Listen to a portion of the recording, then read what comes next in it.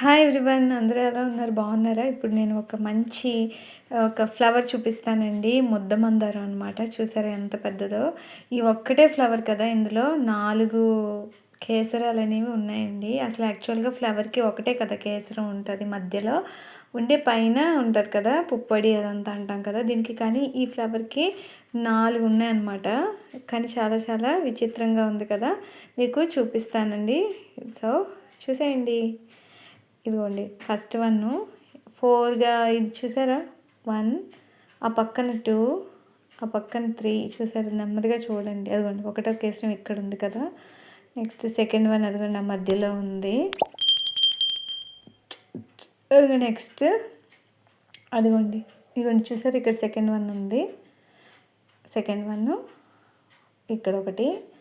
Next అదిగోండి ఆ పక్కన అక్కడ ఒకటి ఉంది. ఆ పక్కన ఇంకోటి ఉందన్నమాట. సో, ఫ్లవర్ 4 పువ్వులు కలిపి ఒకదానిగా ఫామ్ అవుతుందన్నమాట ఈ ముద్ద మందారం చెట్టు. ఇప్పుడే అత్తమ్మ పంపించారనమాట.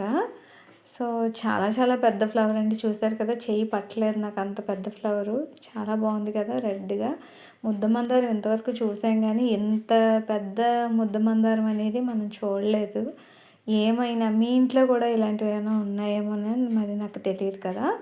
ఒకవేళ ఉంటే కనుక మా ఇంట్లో కూడా ఉందని చెప్పేసి కామెంట్ చేయండి కదా. ఇదైతే చాలా చాలా నచ్చిందండి నాకు. దీంతో పూజలు అనేవి చాలా బాగా మనం చేసుకుంటాం కదా మందారంతో.